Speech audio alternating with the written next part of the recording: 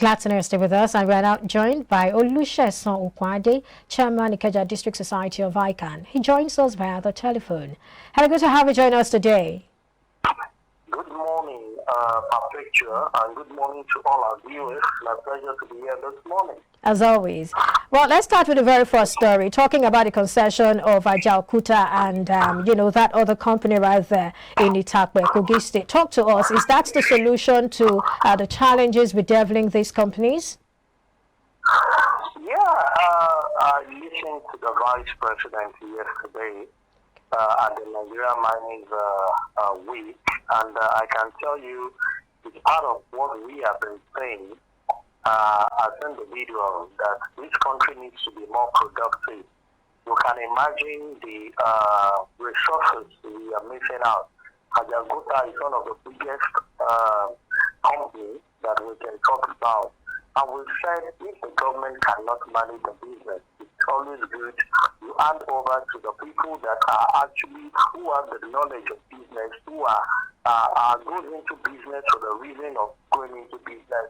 Government should just create the enabling environment that is needed for it. And you would have seen that the PPP has been working judiciously in some areas, both at the federal government level and at the state level. With that, you'll be able to invite the good ends who understand the business of mining and be able to tap into the natural resources that God has actually blessed this nation with. I can tell you for free, if this is judiciously utilized, there is no need for us as a nation to be importing steels. We have the best in the world. We will produce our cars here, and this leads to creativity for our younger ones. So I think concession needs to be the best way to go. Since government has overpaid on some of the materials, so many work has been done there. But any business in the hand of the government, it's always stalled because of the attitude of some of these civil servants. But if this is implemented before it's exit, I think it's the right step in the right direction, and we should get a better result out of it.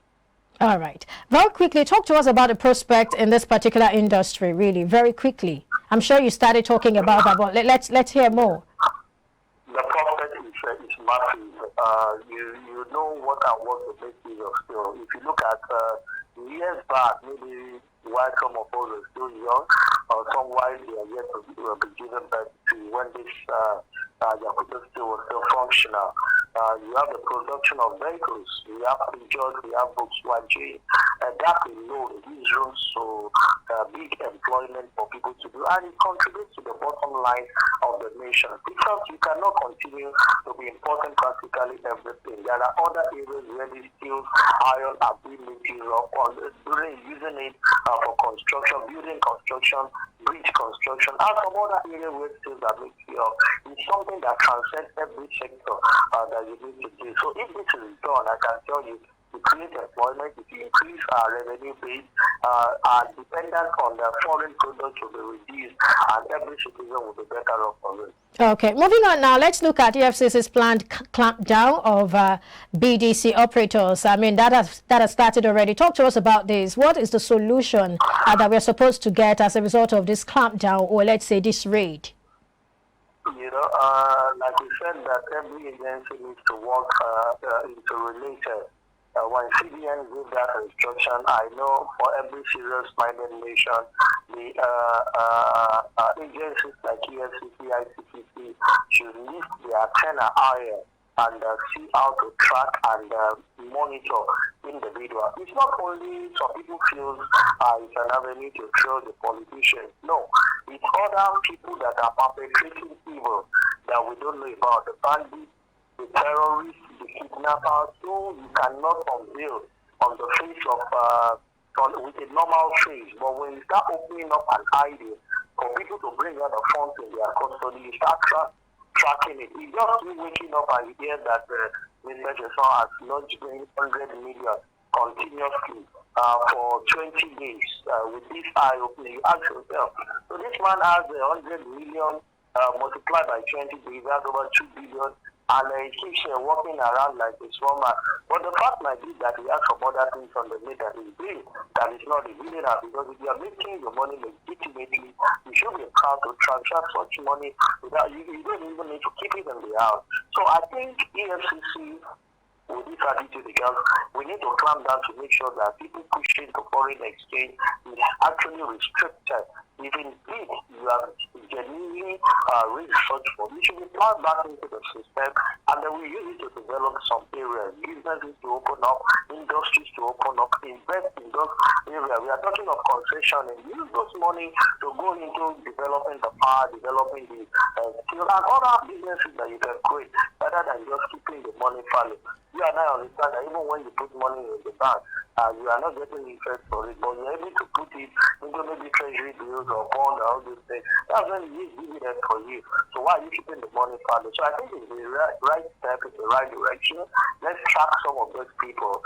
But you know, when the righteous is being punished, when the sinner is being punished, the righteous at times partake in it. So you might see some people who do not believe in the banking operation of the country, who have decided to put the money that will not be cut, or caught in the nick of this act. But I think it's the right step in the right direction. All right. For us to be able to track some of those funds back. Okay. Well, very quickly, you said when you put your money in the bank, you don't get interest. Well, you do. 30% of the MPR is the interest you get, and that's about 4 point something. So, well, you might say it's minute. Interest is more of the savings, and these days it's really not worth it. You don't get interest. Those interests that you talked about are on borrowing and on some loans that you get from the bank.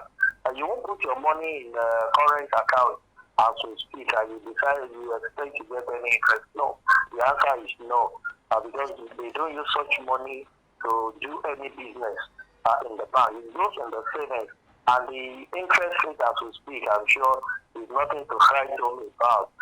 The interest we're talking about in terms of MPR are the ones that are attributed. Yeah, I'm saying 30% of the MPR is what you get if you deposit money, if you keep money in the bank for your savings. 30% of the MPR, so that's about 4 point something percent. Well, let's move away from that. It doesn't really make too much sense of it compared to when you invest in treasury bills. I totally understand that. You are not getting that interest as expected.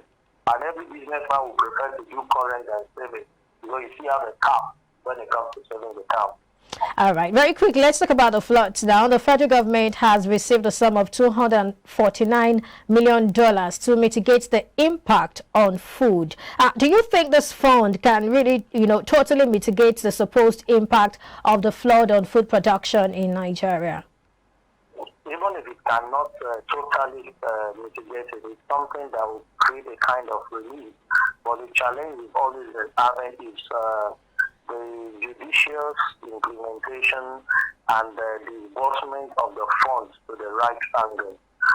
And that's why most of the time we keep hammering it, that when this kind of funds are disbursed, transparency should play the order of the day, not the hands of few individuals who feel that nobody monitors things and there are no consequences even when you are caught.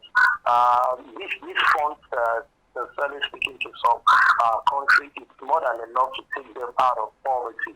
But we know our population, it may not go through, but it can actually reduce some of the hardship that average citizen is passing through if it is judiciously expended and not in the hands of very few like we've been experiencing in time past. All right, quickly, let's talk about the mini-earth dams. Talk to us about the solution that will bring to us. Would that be a lasting solution, or what, in your opinion, would be the lasting solution to this, recurrent flooding?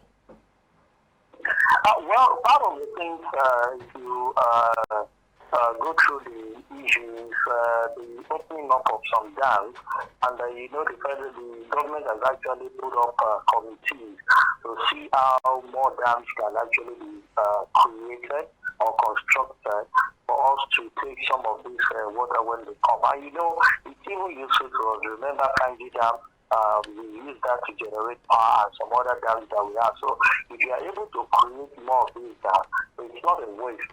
It will absorb the water when we have excess and be able to use that again to generate this thing. I think diverting such funds into construction of dams, we have seen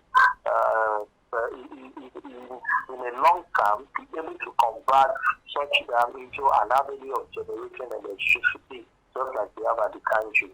All right. Lastly, let's talk about the workers who picketed at the MM1. I mean, talk to us about that. Is that the only solution, really, when we have industrial dispute? Well, I think most of the time MM2, beg your pardon. MM2. Go ahead, please. Yeah, can you hear me? Yes, I can hear you. Go ahead. Yeah, I think that is the only language at times the government do understand. I would keep saying that one issue of disengaging members who are unionized is to be carried out. It's always good that you carry the parties along in order not to create this problem that we are seeing. I'm sure they will come up to say they have actually consulted with them and they have the power to carry that. But look at the millions individuals that live in I'm sure exactly. Yesterday, several people who actually missed their flight. It's not only impacting only on the organization that we talked about under aviation, other people that have to use that means of getting to... Let me come in here. Let me come in here very quickly as we close. Let me come in here. I mean, you really have the right to, you know, make your grievance known and all that. But what happens when that begins to infringe on other people's rights? Shouldn't there be something to address that? Maybe a law, something to address that? Yeah, well, I don't think there will be a law because there is freedom of association. And what we should do constantly is engaging the concerned party in such a way that you persuade them, it's persuasion. So the reason why some of these things are actually being carried out. You know, at times, I don't know the details of this argument, I don't know, but the issue there is, at times, some people request for something that is too bogus for the entity to cope with. But they show that it's something that they need to do.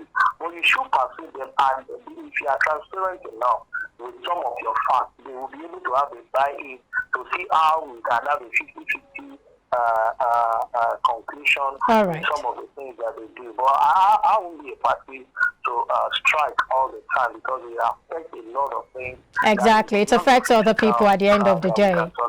Yeah. Thank you so much for sharing your thoughts with us, Olusegun Okwandi. My pleasure always, and good morning to all our viewers. All right. Have a great day.